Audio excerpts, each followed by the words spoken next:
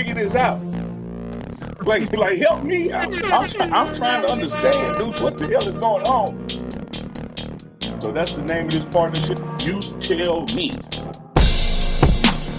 You tell me. You tell me. You tell me. You tell me. You tell me. You tell me. You tell me. Live. You tell me. Live. You tell me. Live. You tell me. Live. I see you vibing, Dukes. I see you vibing. Hey, welcome to another episode of You Tell Me. It's your man, Uncle Neely from the Pregame Network, along with Deuce the Scoop. And, of course, we got the big dog Chico producing in the background. That's the trifecta, triumvirate, the trident, the three. All them threes. Get in where you fit in. Look, be checking in on all three channels. Hit the thumbs up. Subscribe to all three channels. You know what time it is. It's Tuesday night, so that means it's time for You Tell Me. And the first thing we do is just like the last thing we do. I got to check in on my man, Duke the School. Duke, how you feeling, baby? And I'm good, man. In here geeked up off of my son Valentine's Day candy. Geeked up. Yeah. Yeah. Hey, man. Geeked up. Yeah, man. It's a good day. And I was tired. And I said, man, I'm gonna eat, man. I had to get in that bag. He got some airheads in here. He got all type of stuff. He don't even appreciate candy. Like, we didn't really raise him up on candy, so he don't even like it. I'm like, but might as well gonna slide that bag to Pops. You feel me? So Halloween, Valentine's Day, all that, you know. I see 4 Pistons in the building, Montgomery, Alabama, Raleigh, North Carolina. Y'all keep on checking in. Dukes, you know, like the people know, we don't rehearse this. We never know what we're going to ask. But since you put it right there, now, what's your favorite candy? You tell me, Dukes, well, you got to just grab one. You can't grab no other. What you going to grab first for the candy snack? Sour Skittles. Undefeated. The green bag. Didn't even grow up with them. Learned about them as an adult. Them sour Skittles, though.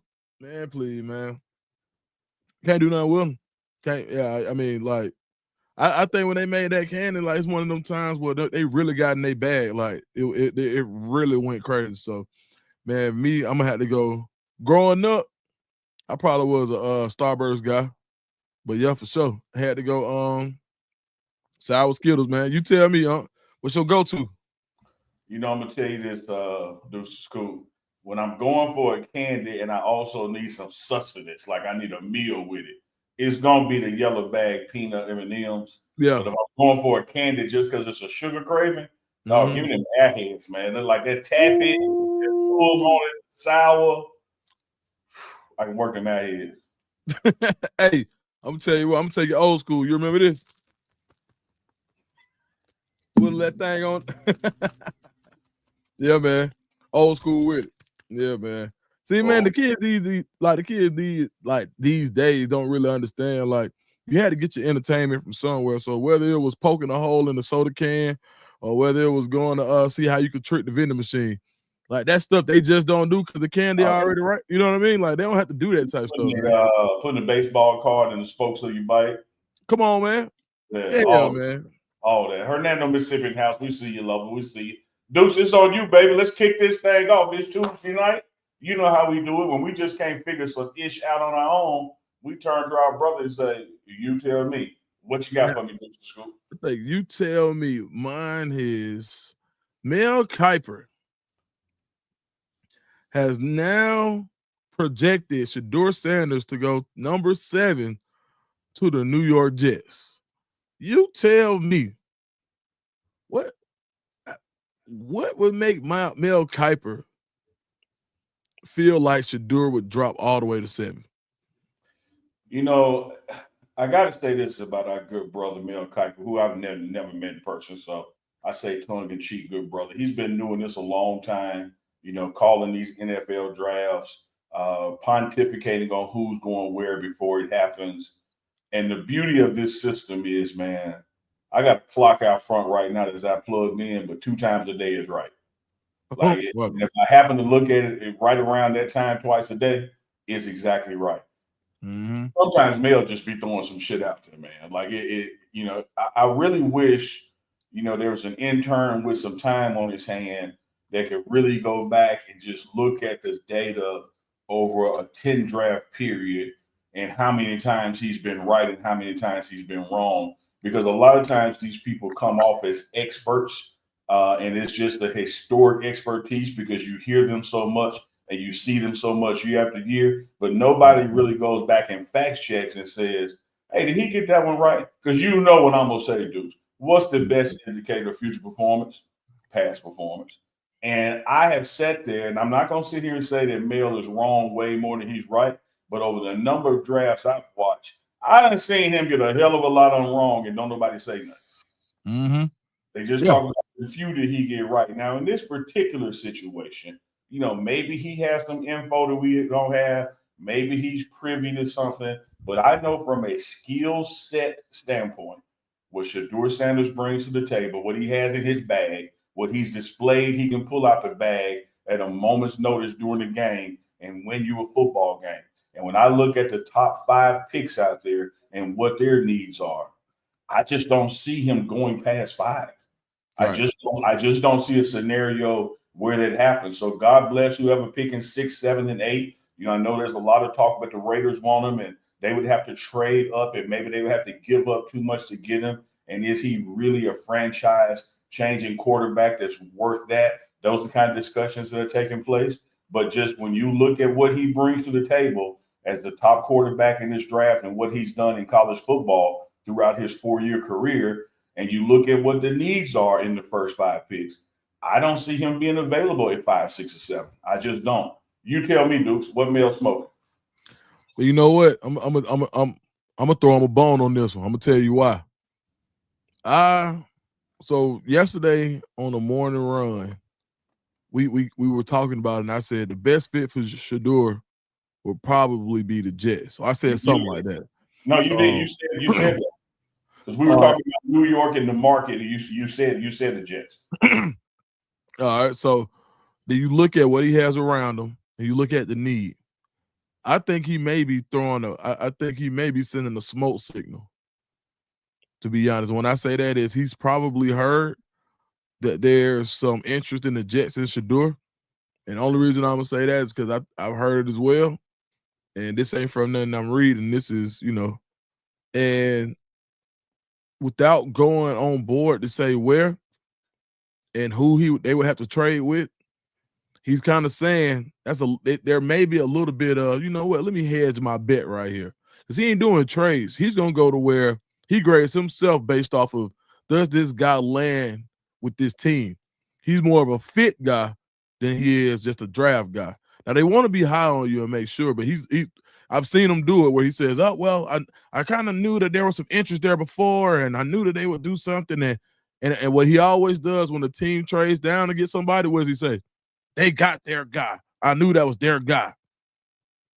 What he may be telling us is the Jets may have Shedeur pegged as their guy. Now, this is the caveat. The Raiders, do you think the Raiders would let Shedeur get to the Jets without the Jets having to get him something? If they know that's the guy? So I think what Mel Kiper just did is set Shedeur's floor. And what I mean by that is right there, they know there's a team close enough that could give up some capital in order to jump in that spot. Point in case, Jalen Carter, a couple years ago, Drew Rosenhaus, good friend of the show, Rosenhaus goes in and says, Carter's not going to any team. He's not going to visit a team under 10, right? Yeah. He said that because he knew that he had a promise from the Eagles, right?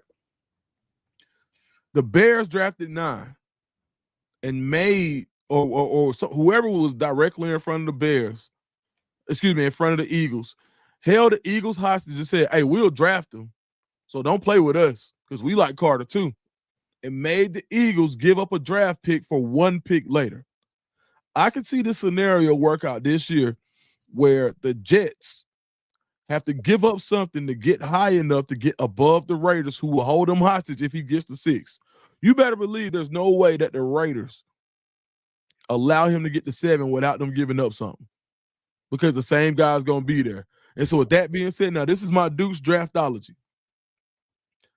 If you know the Raiders will do it, then why wouldn't you do it at 5? So I don't think he gets out of the top 5 either. I just think that what just happened was Mel Kiper sent a smoke signal about something that he heard. Yeah. Yeah. I like that scenario, Dukes. I really do. One of the things I said when you brought up the Jets on our last broadcast, I said I'm all about that New York market. And so I kept asking you, Chico, where the Jets located? Like, where the Jets located? It's the same New York market. And I like that for Shedeur. The scenario you painted there, I could see that happening. What I was addressing was if everybody stays in the order that they are, nobody does anything to move up, this dude is higher than a 6 pick, like just on what he brings to the table. Now, if there's some maneuvering to take place, you're exactly right. You remember we went through our mock draft, me, you, and Chico, and I offered something before the draft to switch with Chico, only to offer more after he picked Shedeur. That very same thing can happen in real life because people are going to leverage because they know how bad you want it and that you want it bad enough to give up more. And I say this to that as well. Don't sleep on somebody drafting Shiloh earlier than he would typically go because they want the leverage of having both brothers on the same team and what they could do to a Coach Bryant down the road. I like that. I like that one. That's some of that old sleek Uncle Neely thinking right there. Just get on in now. Yeah, I like that one. Yeah. I like that. I got one for you, man. It's going to transition real quick. All right. Let's kick it over to women's basketball. One of the GOAT, arguably the GOAT, owns a lot of records, particularly in longevity. Taurasi announced she's retiring. She is stepping down. She's hanging them up. She's riding off into the sunset. Will there be another? You tell me, will there be another who can stand the test of time and put up the numbers over the long years that Diana Taurasi did for women's basketball? I gotta say, yeah. And the reason I say that is because there's nothing new under the sun. And when you talk about longevity and you talk and in a league where it's more skill based than athleticism, we know that skills last a test of time longer than anything. So why was she able to play so long? It's because of her skill set. You look at LeBron and his longevity. The reason he's so freaky is because he still has a good bit of athleticism. He just put, he just put somebody on a poster win about 2-3 days ago. Yeah. But in the where the WNBA is more of a skill game, anybody who can still keep that hand-eye coordination with enough with enough in the gas tank, not anybody, but trust me, there are a few players that I can see playing 20 years. And it's amazing that you say that because I remember being in school when Taurasi was when UConn was doing their thing early on. And I'm not doing it to take anything away from her greatness. But if there's like for every Tom Brady, there's a Pat Mahomes that we talk about who has, if he stays healthy, he has that ability. Multiple young players that I think that can have a career that long. I'm gonna do a little research and I'm gonna find out who would be the next closest or who plays like DeWanna Bonner, for example. She was in school. I know DeWanna Bonner got to be in at least year 15, 16 for sure. Because when I was leaving Auburn in 06, she was coming in the act playing basketball with the guys. So now, did I think she was gonna do what she did in the WNBA? No, but she was nice though, like real deal nice, like really giving it to guys who played pretty high level. It was walk-on basketball guys who used to come in there and hoop with us, and we called her Tweety Bird. She would give it to you. So for her to have that type of longevity, and this is just somebody on top of my head, I'm like, hey, you know what? I've been out of school a long time. And she was in school when I was in school. So that means that she been in the league a long time. Hey, Chico, if you get a chance, see how long DeWanna Bonner been in the league. Matter of fact, don't even worry about it. I got it. Sound, man. You focus on the sound, man. You've been doing a good job. Sound, man, hit me with something, sound, man. See that? See that? Hey, look. I tried to look out too. I tried to get with my dog too, man. That was a bounce pass right to him. He could dunk it, finger roll it, put it off the glass. He had a lot of options. Man, hold on. let's pull it. Let's see how long the 1, 2, 3, 4, 5, 6, 7, 8, 9, 10, 11, 12, 13, 14. DeWanna Bonner's going in the year 16. So I think there are going to be players of that ilk who now is DeWanna Bonner on the same level as a Diana Taurasi? No. But I feel like, to your point, there will be somebody who can kind of not fill that void, but that will be able to have that longevity.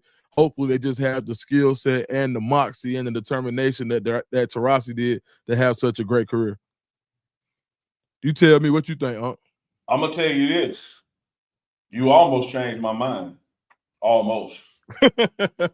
You made crystal clear points, salient, well articulated. I loved everything you said. But I'm going to have to say no. And I'm going to tell you why I'm going to say no. All right. When you talked about Taurasi, what she brings to the table, and you put LeBron there, both rightly so, one of the things you left out of their skill set is their personal desire. One thing I see in this newer generation, and it is a byproduct of the success and the fight of the previous generation. So don't get my words twisted. I'm not saying this new generation is lazy. I'm not saying this new generation doesn't want it. I'm saying this new generation gets it so much sooner on the financial side than those before. I don't know if people want to play 20 years. I don't know if people want to play 15 years. I don't know if people want to do that. I think that because of the success of the player unions on all these sports, the TV money in all these sports, I think because of rule changes in these sports, that there are some records that are truly now going to stand the test of time. I don't think somebody's going to break Emmitt Smith rushing record, because I don't think a running back is going to play long enough or get enough carries, because it's become a QB and receiver league. Right. I don't think a player in baseball is going to break Cal Ripken's record, because why? All my deals are front loaded. I'm paid on my off days. Why the hell would I care about a streak?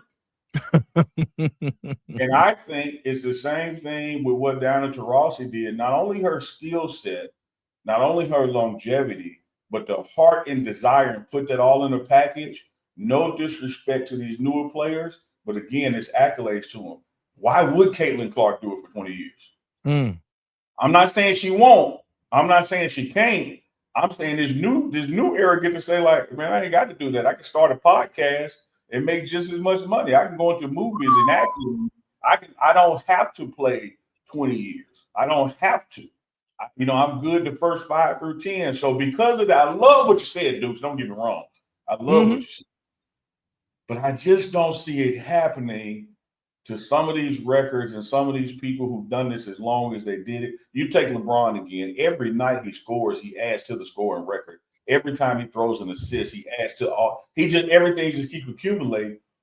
Who out there? You're right. Nothing new is under the sun. It'll eventually happen, like potentially. But I'm saying from a rule standpoint, a desire standpoint, a financial incentive standpoint, I don't see no new person even wanting to do it.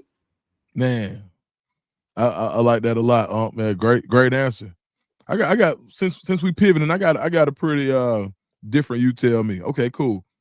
Bring it.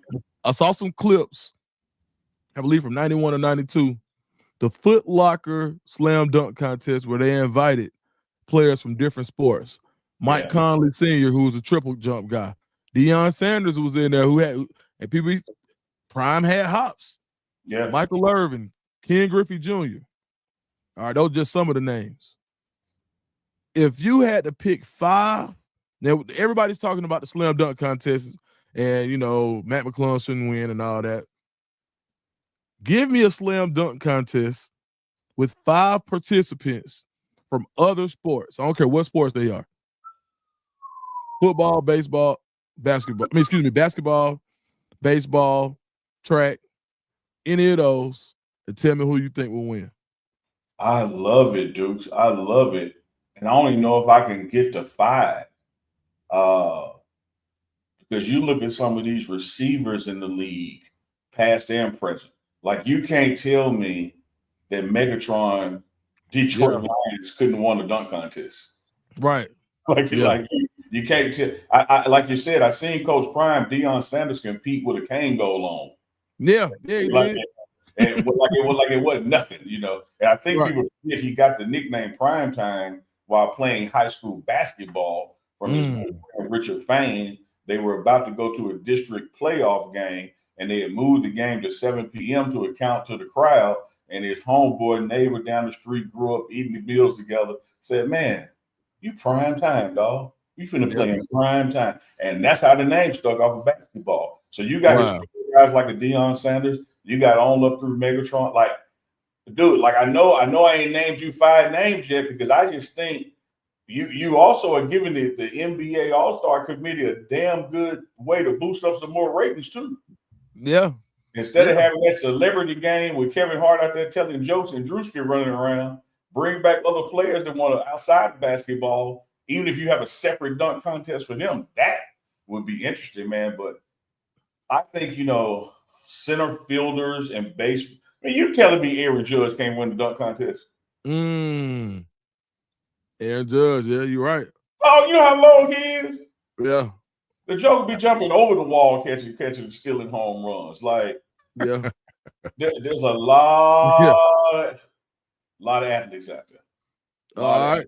Out there, I think, dude. I don't have 5 names, but I see some guys that could translate to it. You tell me, Dukes. Excellent thought. Man, you know what?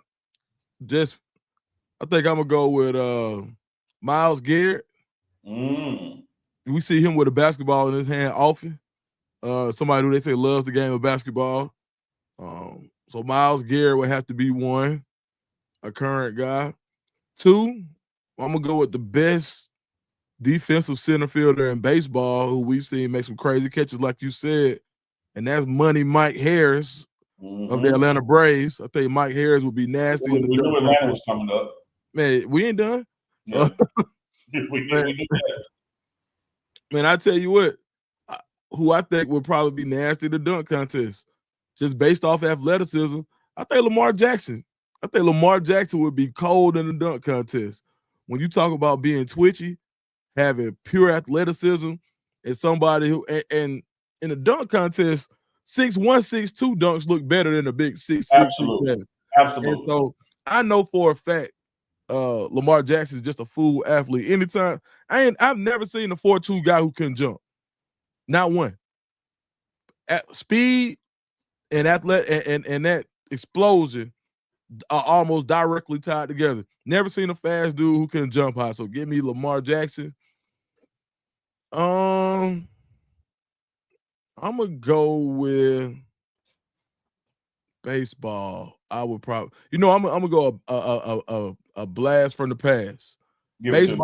Baseball player that was that really had crazy hops that nobody knew about. Chipper Jones. White boy. Yeah. Chipper Jones, man. Chipper Jones was a freak athlete, man. He was a 6'4" receiver in high school, man. Chipper Jones was a bad boy. And I can't believe Dukes, you left out some of them Atlanta receivers from Alabama. Julio, White, like they your Falcons had some receivers that could jump. You named it. Give me Julio. That's the last one. Give me Julio. Yeah, Julio. Yeah, Julio. Yeah, I would love to see it. Yeah, we saw him in the Super Bowl dunk on somebody. And the new slang right now for the kids, when you go up top instead of like Mawson, they say you get dunked on. So and I think that's the coolest thing ever, man. I'm still trying to stay young. No, I got right now. I'm telling everybody I'm getting in that bowl. Like, yeah. I just learned that one last week. So, man, Noah Lyles, yeah, Noah Lyles. Oh, you saying bowl? Travis Hunter. We done seen them with bunnies. Shout out to our Anderson, North Carolina NC in that with the slam dunks with Noah Lyles and Travis Hunter. Good ones. Travis Hunter would be crazy in it. Yeah.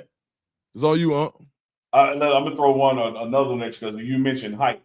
Now I don't know about now, but I'm going back to when we played high school ball. You mentioned how height is more attractive or the lack thereof when you dunk. Don't sleep on Zeke Elliott in his prime. That little joker had some bunnies, man. Go what y'all look. I challenge y'all when you're just sitting on the toilet, taking your time. Google Zeke Elliott basketball highlights. Man, yes. Speaking of our brothers from another color, buddy from the Eagles last year who got the pick in the Super Bowl. Yeah. I don't know if you saw his highlights. Cooper DeJean. Yeah. Real live bunny.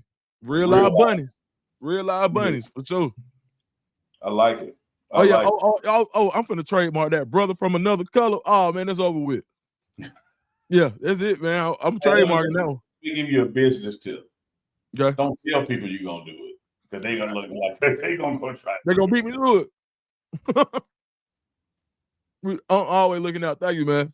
Yeah, somebody gonna beat you to it. It's on me, you. It's on you. Woo! Man, oh man. You know, like I told y'all before, when people see what Coach Prime is doing out there in Colorado, such as entertainers, the way he can recruit without doing home visits, you're going to eventually have rule changes because whatever happens, when somebody's doing something, can't nobody stop it. Now everybody want to change the rules. So here's why I'm going with that. We don't know the name of the team, dudes, but somebody out there hating. And they going to get the owners of the NFL together and say, we have to discuss this brotherly shove, the tush push play. It's going to be discussed to be banned as a play, a rule change where you can't have multiple people pushing the quarterback forward. You tell me, should this rule be changed? Is it even worthy of discussion? I don't know what team it is,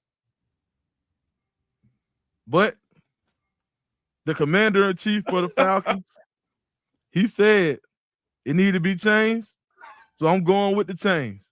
That was Raheem Morris. I'm riding with the Falcons. And so since he said it needed to be changed, it needed to be changed. He said it should have been changed years ago. I'm going with them birds, man. Hey, look, let me tell you something. I've been over here low-key all day hoping it was Jerry Jones because as a diehard Cowboy and the Eagles in our division, damn that play. Get it up out of here because we can't stop. And I'll say this in seriousness, man. You know, the game has evolved. There has to be things that are, you know, discussed and looked at. I mean, once upon a time, we didn't throw the ball forward. Right. You know, once upon a time, the clock was running, you know. So things evolve and change. One of the things I look at when I see that play, whether it's changed or not, it really does set up for injury at the bottom of that pile. And I thought from a player safety standpoint, it would be looked at because, you know, Dukes and Big Dog in the background, y'all play. There's a certain amount of forward momentum or lack thereof.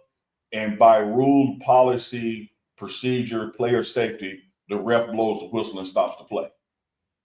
And that particular play doesn't seem to have that built into it. Like it just goes on and on and on and on and on until it don't happen or it do happen. So I'm with you. If the Falcons want to change, you're supposed to want to change. If it come to pass that Jerry and the Cowboys want to change, I got my marching orders. But I'm looking at it from a not only that it's just an unstoppable thing. I'm not worried about that. I think it is stoppable. I thought they'd evaluate it from a player safety standpoint. Yeah, I mean, I just don't see what I don't see what the counterpoint is to it, right?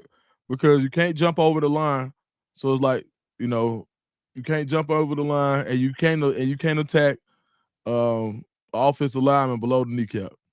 So, and that's what I mean by player safety. And the way to stop the play is doing those things. Mm-hmm. And so if I do those things to stop the play, and even though you throw a flag on it, the person is still hurt. Right. You know, and at some point, somebody gonna do what the hell they got to do to stop the play. Because I would rather deal with a flag and the ball move half the distance, you know, because you're already down on the one. It ain't like you can just award the touchdown as a penalty. Then just sit here and just bend over and take it because can't nobody stop it. So I think they're gonna look at it, Deuce. I think they're gonna crunch the numbers on how many times it's been attempted versus how many times it's succeeded. I just thought it interesting that one team anonymously suggested that it be discussed at the upcoming owners meeting whether this play should be allowed or not. Yeah, hey, look, Raheem Morris saw Atlanta. He ain't from Atlanta, but man, he had like an Atlanta cat today. They asked him, he said, "Yeah, ban it. It should have been banned." I said, "All right, then Martin Luther King, Black History Month." Hey, so listen. Yeah. You know, so I got on this 49ers hat. I saw. And I'm not a Niners fan as they terrorized me in the NFC West growing up, especially after Deion left. But then I noticed I had red here, and that drew my eyes to that red at the top. That red Allen Iverson question, which was the second color that came out. And it got me to thinking, right now, Deion Sanders probably has the coldest shoe out right now. Retro shoe. All right. The other coldest is going to be a Jordan. Jordan got the longest going line. All right. So my question to you is, signature shoes outside of Jordan and outside of Coach Prime, who had the coldest line of shoes? And they had to have at least 2 shoes that was dope. Oh, man, you might have heard me on the 2 shoes, but I'm going to tell you this one that people slept on. All right. And you know how it is in the hood, Dukes. A lot of people will give shoes these nicknames that ain't got nothing to do with the shoe and who the shoe really was with. Right. But the gray and black Velcro X over Timmy Hardaway shoes. Woo! You talking about these in black and gray? Yes. Yeah. In black and gray. Yeah. Man, it's crazy. I had one sitting right here too, right? Hey, man. They went crazy on that. Man, that black and gray. I also got to give an honorable mention, and this is the one they had multiple of. I got to give honorable mention to the Charles Barkleys that kind of had like the polka dots in them. Yeah. And they were the first ones that came with that extra air. In fact, they had a commercial. Nike had a commercial with Jordan retired by the pool, Barkley in the pool, and they were talking about the shoes. And Barkley's like, yeah, but mine come with air. I mean, he had that visible air bubble in the heel. So give me the Timmy Hardaways with the Velcro crossover. Yeah. Right around the time the Malcolm X movie was coming out, so the shoes made an X across the top. Man, we all called them Malcolm X's. Mm-hmm. See that? Yeah. And you know damn well Nike ain't called them that. But yeah. But, hey, boy, you got on them. Give me them and give me them Charles Barkleys with the air bubble. Man, you tell me. 4th grade. Outside of Jordan, you tell me. Let me tell you something. 4th grade. Mm-hmm. With Malcolm X shoes, some cross-color shorts, and one of them white and one of them Bart Simpson t-shirts where Bart Simpson was black. Oh man!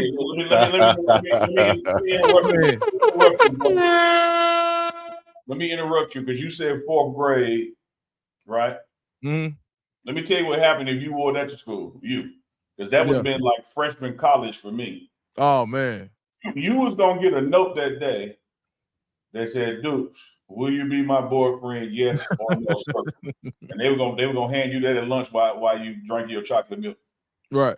That Bar Simpson, that didn't Bar. I see him up there. That Bar Simpson shirt. You look. Go ahead. I ain't mean to steal your thunder. Go ahead. Man, that black Bar Simpson went so crazy. Man, I had one. Man, look at the discount mall on Godby Road off Old National. Man, you can get Bart Simpson doing everything. He had dreads. He had a box. He was working. He was playing football, and they was all black. Oh, that was the shirt, man, for sure. I had him in the roster hat smoking the blunt. Man, they had hold Bart Simpson out, man. Like he had them doing everything. Hey, man, boy, the black Barts, man, please, man. He went platinum in the hood, man. Why Leon with one word, Leon, one name, Leon, gonna say I would have said British Knights. Neely gonna say British Knights. Come on, dog. We had a sound man out hit the boosie right there. Oh, come on, dog. Come on, man. Come on, man. Oh, yeah. Hey, yeah, there you go. Yeah, for sure. Hey, man, we talking about good. Hey, man, listen. Hey, man, that's nostalgia right there for real, man. Absolutely, man. Absolutely. Man, I think, go back to them Barkleys for me for a second. That did some reminiscing for me, man. Barkley had a cold line. Yeah, I think they had that purplish color to him when he went with the Suns. Mm-hmm. When he got traded to the Suns. Hey, man, let me tell you this. I don't want to go too far down this rabbit hole. Although it did not work out because they still lost to the Bulls in the finals. But for the Suns, they're the ones I was talking about. Had a little polka dot kind of vibe in them. Mm-hmm. But for the Suns to have gone out and gotten Charles Barkley for the sole purpose of winning the West and winning the championship, and then got there against Jordan, like you talk about a one trade thing that almost changed history. Man. Yeah. Woo. And then couldn't do nothing with the Rockets the next year. Yeah, I mean, nothing. Couldn't do nothing with the Rockets. Boy, Dream said, "Oh yeah, don't worry about it. I got it." Yeah, that right. Yeah, and Horry, man. Hey Chico, bring that picture up one more time, Chico. I'm gonna give like a little sneaker update. Y'all know I love my shoes. Oh, absolutely. Get on for anybody, and Chico left again. Chico ain't doing it. Cuz though. Thank you, cuz. Can you go to the top right? They said Chico on break. Cuz I don't care nothing about it. That one right there, the very top right, that's coming out probably in next month. They retro on those, so they call them Godzillas. I don't know if you remember that the Taco Bell and the Godzilla commercials and all that. That was they called them the Godzillas. Like that shoe will be back out, I think, next month if I'm mistaken. So them guys. Yeah, for sure. Yeah, I'm getting they gonna turn on so you getting them up. I got that. Yeah. Yeah, I ain't playing around. But look, man, I'm gonna go. So for mine, I'm like Unc said, I'm gonna go with one shoe that I just thought was cold. And I showed I probably got about 7 pair in here right now. But man, it's hard to beat that Bo Jackson, dog. Like just for one shoe, that Bo Jackson. Now that one shoe is probably my favorite shoe. Like, I mean, literally. Time out a second. Man. You're taking them too fast. Man. While you reach around, let me educate the folks on something. All right. Bo, this is where if I was Chico, I would make up a middle name. Bo Lawrence Jackson. not a sound man work. Bo Jackson was so hell. They came up with a category of shoe called cross trainers to sell his shoes, and then every shoe brand in the world developed a cross trainer. They came up with a shoe and said, okay, you can do everything in this. Before that, they had a tennis shoe, they had a running shoe, they had a basketball shoe. They even Mizuno used to have volleyball shoes. They had bowling shoes. When the world got a glimpse of Bo Jackson and his prowess, Nike said, hey, we can make a cross trainer. We can make a shoe everybody do something in. I'll tell you. Yep. Hey, man, I love this shoe. If one singular shoe that I got 1,000,000 times over, don't matter. I do this all the time. Reverse Auburn's, one of my favorites. Lightnings, can't even find these. Look, they yellowing how long I had them. You see that yellow right there? Man. Hey, I got another one for you. I got another one for you, dude. Hello? I got another. What's that? Go ahead. I got another one for you, dude. All right. Because the cross trainer popped into my head. Baseball. Okay. Reebok Big Hurts. Oh, them big hurts. Them big hurts. Oh, my God. Oh, my God. Hold up. No, forget that. Unc got the coldest pair of Ken Griffey's in the world. Where? I really do. Where they at? Where they at? You got them? They out there in the closet. I used to have one displayed. Yeah, boy. That kid. No. Let me give the Frank Thomases they credit for sure. But you just made me think about that Ken Griffey that you had. Man, no lie. I went looking for that Ken Griffey that you got. That's an amazing shoe, man. I don't even know how you got your hands on that one, You know what? That's Grail. It's like Chico. It comes with a story. Okay. So you ain't lying. They got the 44s on them, and so they were actually the ones that were used in the All-Star game that year. Gold bottoms, everything. And so a buddy of mine, good friend of mine, shout out to Tim Bennett, who's done a lot of stuff for Major League Baseball, particularly bringing Major League Baseball and baseball programs to inner cities around the country. He did so in Jackson, Mississippi. Brought the Mississippi Braves here, working with the Atlanta Braves. So through his plug, he was like, we were sitting around talking one day. He know I'm a sports guy like that, and we real cool. He said, Neely, man, I got some some shoes coming from the All-Star game, never been worn. There they go, right there. At the top in the middle, Chico. That's them. Yeah. He said never been worn. He said, matter of fact, I might be able to get your actual size. I'm getting my actual size. I said, dog, put me in the game. Man, about 4 months later, I forgot all about it. Tim rolled up the office. I opened up that box. It's like a light went off, like you were opening the Holy Grail. And so I put them on. And they real. These are real baseball cleats. So they. No, not them, Chico. I got them in here. I'm talking about them. Go back so they can see. I just want them to see these right. If you go back, they the ones at the top in the middle with the gold bottom. Right there. The gold cleats. Yep, right there. Oh yeah, those classic. Yeah, man. Listen, I'm telling you, I don't even want to. I don't want to, like, you cannot find those. That is the dopest Ken Griffey ever made. Period. Yep. I got 4 of them in here right now. No cap. 3. And half 4. I sold my Black History months. But them right there, best Ken Griffey. You remember the first time I came on with you that time on the show? I said, what the hell you got back there? I had them up behind me. I had one pair behind me. And you said, hold on. What's that right there behind you? Yeah, man. Like, no, I'm like, I get a little weird about them shoes, man. So I gotta salute you on that one, man. And the fact that you held on to them and didn't put them on eBay, or didn't, the integrity that goes along with that, right? Because that's an easy. That's a multi-$1,000 shoe. I got 2 pair of shoes that could go for thousands, and I'm the integrity of it. I'm not selling them. That's those Ken Griffey's that were gifted to me, and then Devin Booker, he finished his high school basketball down here in Mississippi in Moss Point, and he came out with some forces that say no ma'am and yes ma'am on them, like the respect people show in Mississippi to their elders. Mm-hmm. So I got some low top Devin Bookers from his high school days, and I was like, I priced them. Them about $3,500. I just put them up.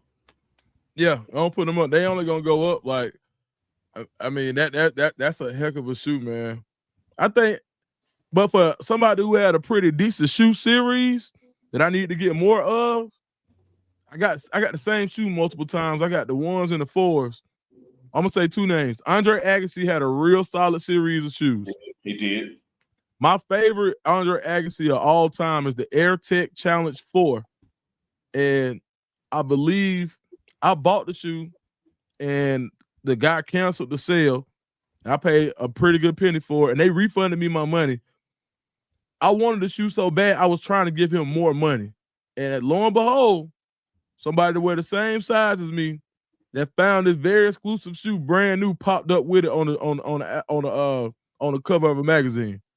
And I was like, man, I know that had to be my shoes, man. But if it's anybody in the world that I would let get my shoes, even though I ain't had no choice, because when you're going through them dealers, they kind of deal in small circles. So I was like, bro, man, Andre 3000 had them, bro. I was like, bro, Andre got my shoes, bro. I know he did. Y'all in the same market space. He did. Yeah, Andre got my shoes, dog. Like, no, the Air Tech Challenge. Woo, there they go. Lord, man. Shout out to 22 for the Bruce Smith mention. There was some cold-blooded Nike commercials too. Had Dennis Hopkins, the referee. Yeah, man. Yeah, them Bruce Smiths was dope. And let me say something else off topic. Keisha Love, I've been seeing your comments. Keisha Love been swinging at you, boy. She hit me with about 5 pauses and no ditties. Like, so Keisha Love, we see you. She said not the day Unc took Duke's home. Wait, I don't even. Did I miss? Hey, Dukes, just Dukes. I'm gonna take like we do Chico. Just, just let it go. Yeah, I just missed it, but I'm with you on that one. Yeah, Unc said that earlier. Unc was like, I took Dukes home, and I was like, ooh, or something like that. He said. Oh, yeah. It was pause worthy, but yeah. So I'm glad the producer and sound man is back with us. Oh, he couldn't wait. I didn't even accentuate that pause word. He laughed out loud. One of them, I heard him. Yeah, I heard it too. Yeah, he got on the mic to laugh. Which let me say this to the chat out there in the audience. He had to unmute himself. That means he wanted y'all to hear him laughing. That was like, yeah, that's it. He ain't lying. That was intentional. That's the one, man. Hey, before I get, y'all know shoes my favorite thing, man. Penny, man. Penny had such a cold line. Yeah. I mean, all the way down to introducing the phone posits that, like, Penny really was like the first signature phone posit. But the pennies, dog, Penny had a really solid line. The first penny was super cold. First ones. The penny 2 was cool. Penny 3 was the penny 3s and the penny 2, the 3s and the 4s. Hold up. And y'all don't remember the Airway Up was really Penny shoe. Yeah. The Airway Up. Now this is back basketball when everybody had to wear the same team shoe. Ooh, that first penny right there. Gracious. Penny had a cold line. Dukes, and tell you to all the youngsters out there watching around the world. A lot of people like to have this GOAT debate, and it's what, no matter what side you're on. I'm not picking sides. There's always a LeBron, a Jordan, or a Kobe discussion. Let me tell y'all out there in TV land right now, Grant Hill and Penny Hardaway don't get hurt. They in that discussion. Oh, man. Grant Hill shoes. Man. You talk about all around game, could do anything with a basketball, play any position with speed and accuracy. Grant Hill and Penny Hardaway was all that, man. Man, Penny, man. If Penny like that, okay. But I'm gonna go back and forth. I'm gonna go 2 times on my you tell me. If you could go back in time and give them a healthy career, football, basketball, baseball, golf, any sport, if you could go back and give anybody their health, who do you think becomes the greatest or becomes that much more greater than what they were if they had their health? Like somebody who would have almost transcended the game if they didn't get hurt. You ready for this? Because we already talked about him earlier. All right. If I could do a Mr. Miyagi and rub my hands together and heal somebody, I would place him on Bo Jackson's hip. Yeah. Oh, man. Man. Period. Because what he was going to accomplish in football and baseball, man, if not for that hip injury, you would have seen the greatest athlete of all times in both sports. Man. Not one sport. You ain't lying. Both sports. Bo Jackson, I would have healed him. Next out of sympathy, Grant Hill. Yeah, Grant Hill. Yeah. That Bo Jackson, man, they said that man real deal ran a 4.1, bro. They said that man really ran a 4.1. Like a real life. The dude ran up the damn wall in the outfield. That man ran up golly, ran up the wall. It was so crazy that, now I'm going to take y'all back. Do y'all remember when Bo Jackson, Michael Jordan, and Wayne Gretzky had a cartoon on Saturday morning? Yes. They was just doing what some of the stuff they had Bo Jackson doing was stuff that like he could do in real life. It was a cartoon. Like some of the stuff Wayne Gretzky was doing, he couldn't really do. Some of the stuff that Michael Jordan was doing, he was like, yeah, he could jump. He can't jump that high. Bo Jackson made you question everything they had him doing on that cartoon. Like, damn, when Bo did that for real. I want y'all to just, the next time y'all around a baseball bat, I want y'all to pick up a baseball bat and just press it against your thigh. And then imagine how much pressure you'd have to apply to that bat on your thigh for it to break. Bo Jackson could hit a damn home run and break the bat on his thigh before going to first. Mm-hmm. Yeah. And look, and don't let him be mad and he strike out. He broke it even quicker. If he was mad, hey man, man, they got rumors about Bo Jackson. They say sometimes he used the back end of the bat like a toothpick if he was real mad. Hey man, yeah, look at him. That mug on his head. Like, look over his helmet, bro. Man, like, come on, dog. Like, so when you ask me if I just pick one guy that I can heal to see how the story will have really ended, Bo Jackson. Man, you know, Jackson. You tell me. I thought about this, and you got football and baseball in one. I'm gonna go basketball. There's somebody whose game I was really a fan of, man, and the youngest MVP ever, dog. Derrick Rose. Good one. Derrick Rose, man. Good one. To see Derrick Rose, how his game he ended up still developing the way that he did, where he still had a long career. But man, imagine if he didn't lose that athleticism when he did.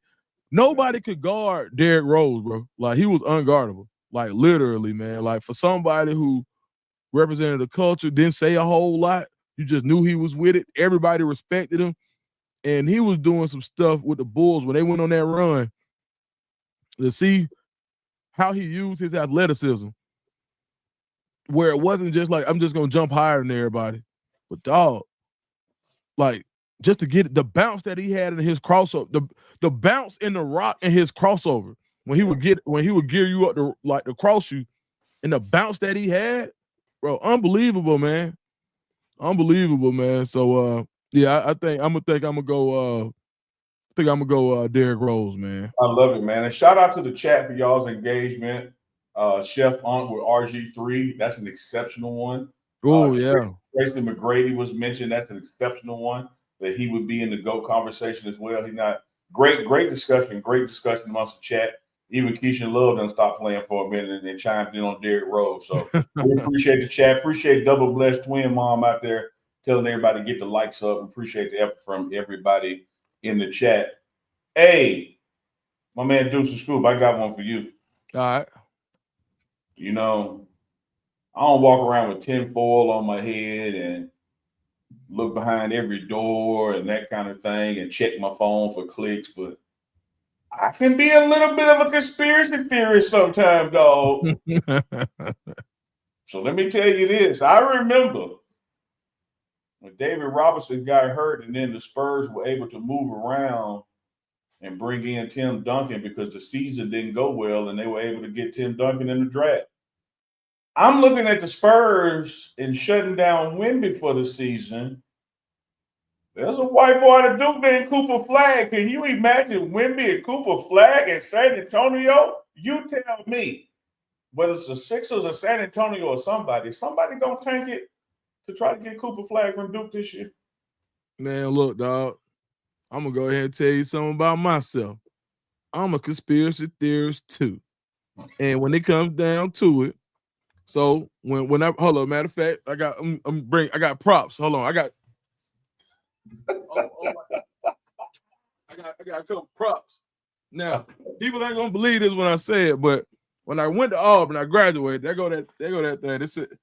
That mug is Bachelor of Arts, Political Science, pre-law, certified, right? Certified, law concentration. Yeah. I don't believe nothing about no politics. I'm classically trained. I don't believe nothing about it. I was in school as a conspiracy theorist. Went to school. Yeah, but that ain't what's really going on, right? We the same dude, Dukes. We the same dude. Man, listen.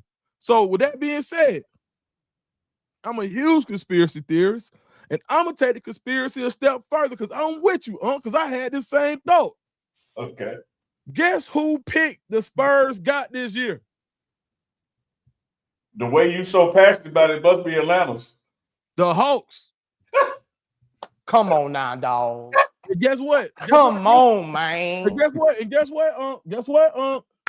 That's that. Last year, the Hawks made the biggest jump to the number one pick in the history of the NBA. He ain't lying. So, with there being precedent for that now, and the Hawks teetering around at 14 to 13, did the Hawks just not make two dumb trades that didn't help them at all? Traded DeAndre Hunter in their best year ever. Then traded, got Terrence Mann and Bones Highland for Bogey, and then cut one of them and sent picks to get one to cut somebody. They did. Doing what Hawks does. Okay, so now there's been precedent set to say that somebody could be the number 14 overall team in the lottery and be number one. Wemby's out. Whatever the city of San Antonio has on the NBA, whatever they got, right? I don't know what it is, but it's something. Maybe that's what a real Area 51 is, and they say, look, we're going to tell everybody if we don't win these championships, we're going to tell them where the aliens are. Boom, what they call Wemby. Yeah. The alien. Come on, Yeah. bro. Yeah.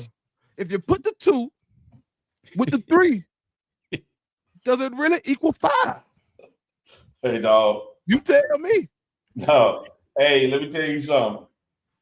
You don't know how well I'm gonna sleep tonight, knowing I ain't the only brother to think like the way I think. Cause I be watching this stuff, and I'm like, no, hold up, dog.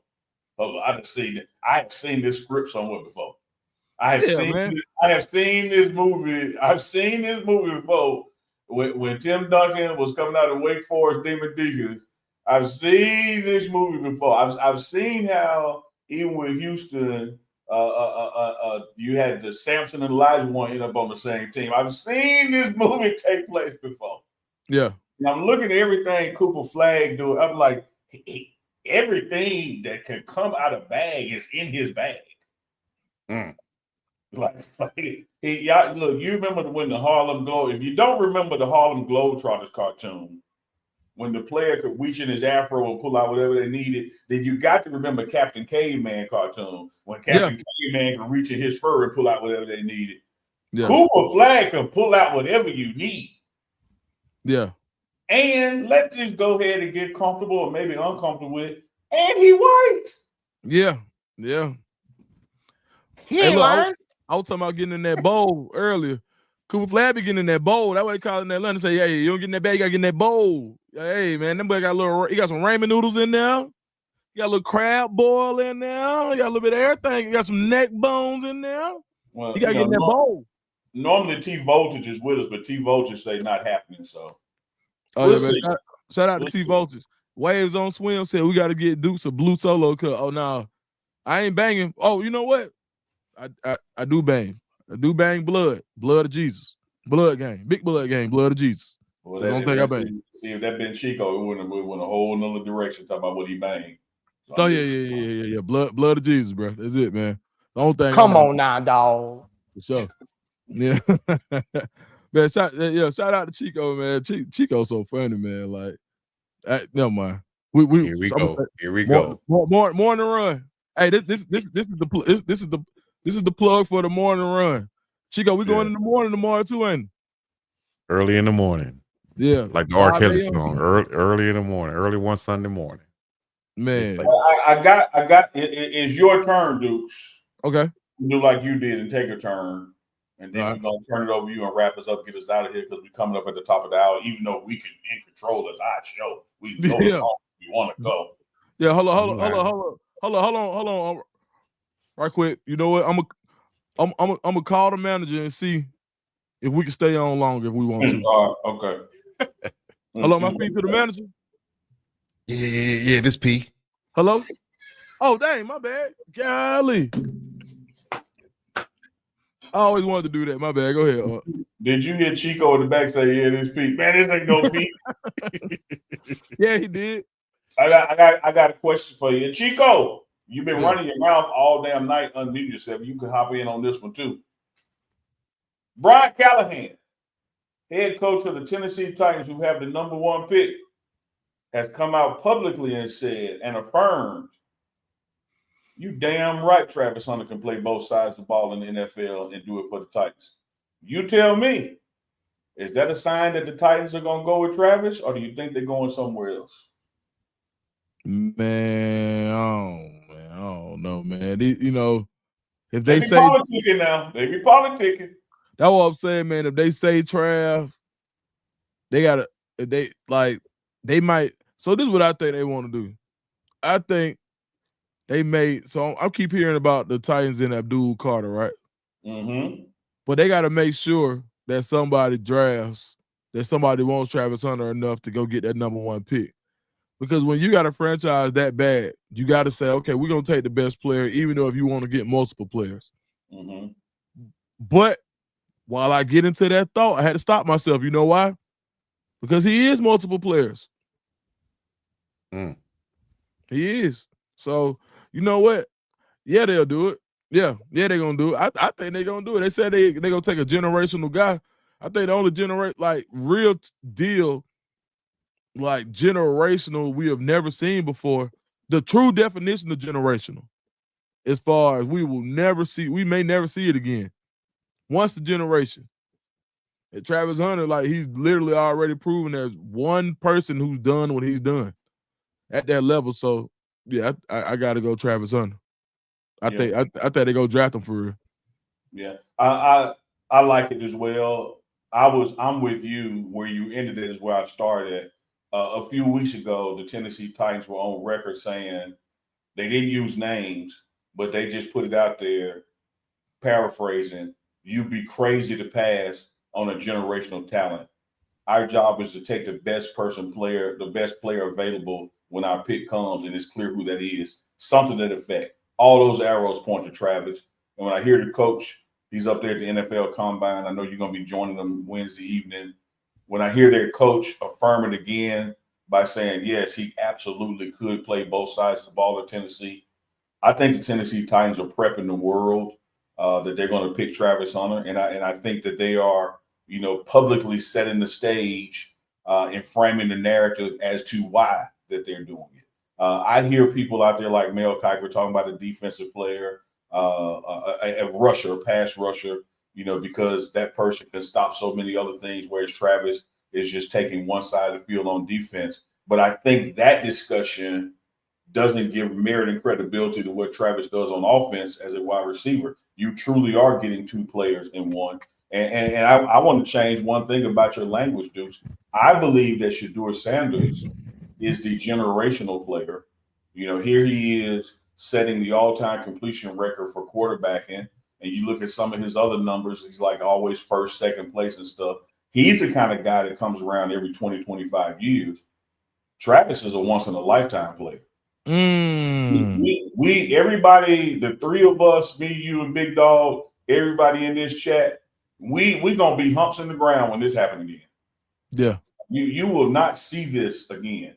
And I say to the Tennessee Titans or anybody in the world, if you got to pick, you would be crazy as hell, even if for some reason it don't work the way you thought it was gonna work. You'd be crazy as hell not to draft Travis Hunter. You got the number one pick. Man, you're right. Chico, you get in on it? Yeah, I'll get in on it if you don't mind. I'll do it about 30 seconds if I can. You 28 in. Okay, great. Keep counting. Crazy, man. I'm going to say we might see a trade, Bob. We may see a trade up there because the Titans may really be sold on a guy like Abdul Carter, and they feel like these other teams want to take Travis or Shedeur, so they might trade back and still be able to get their guy if they deem Carter is that generational player. We all think, of course, because we've seen it with our own eyes, that Travis Hunter is that guy, or Shedeur Sanders could be that guy for Tennessee that could change, the way that franchise is going right now. But maybe they have faith in Will Levis. We'll see, and they feel like they can make a splash on the other side of the ball by getting a generational guy like Carter. But I think they'll trade it, and we'll see one of the quarterbacks go number one. Let me say this to you, Chico. I love when we can hear you and not see you. Let's do more of that. Excellent. Oh, Excellent. man. But let me say this to you. You may recall the first thing I said was that they politicking. And the reason I said that is either way that they go, the words that they're using about Travis is helping to increase the value, the trade value of the pick for Travis too. So they're setting the stage for either way they're going to be successful. Either we going to get them. You remember I gave you the analogy the other night, Chico, like me and Chico at the bar. And I go, damn, Chico, she fine. What you think? And then you try to down talk her because you're going to go try to holler when I go to the bathroom. This is the flip of that.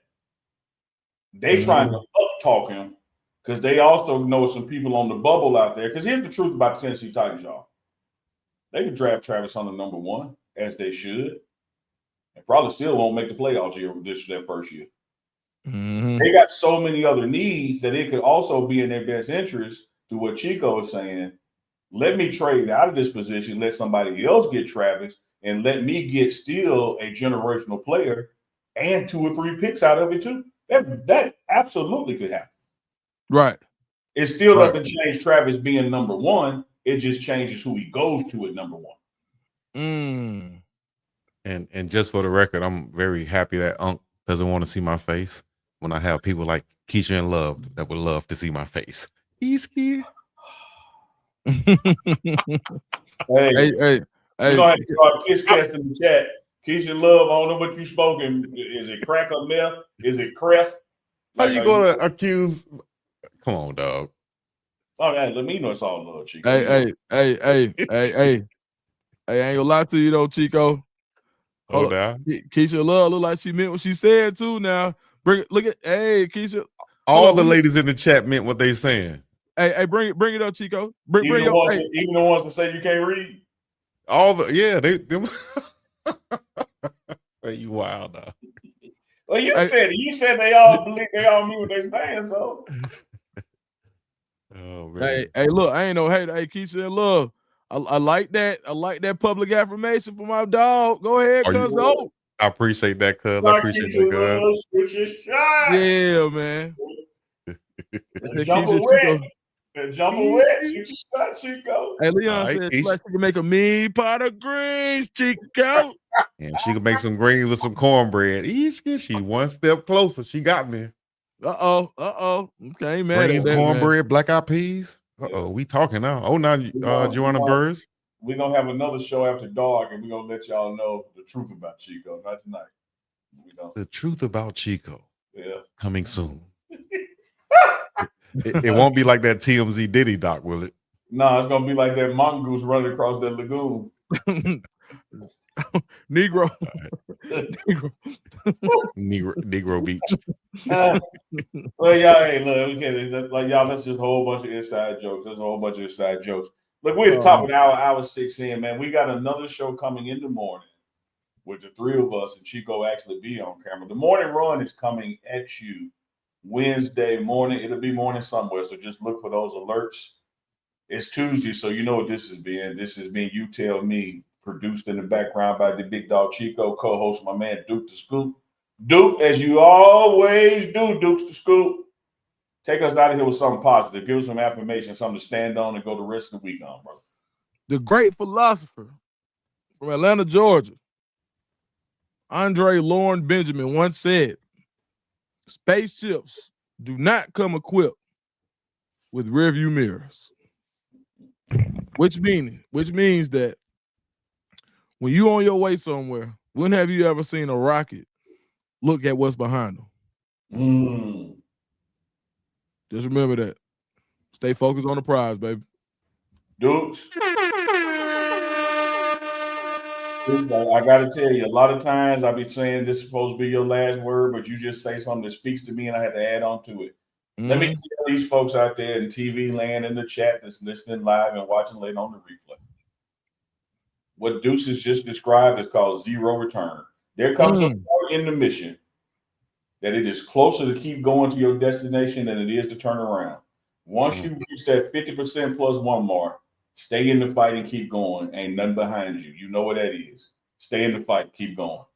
Man, God bless y'all. Y'all keep it up when You Tell Me on Tuesday nights. Don't forget Monday, Wednesday, Friday mornings, the morning run with the big dog Chico, our super dope producer, Deuce Scoop in the ATL, and your boy Neely right here in Jackson, Mississippi, headed back to Boulder soon.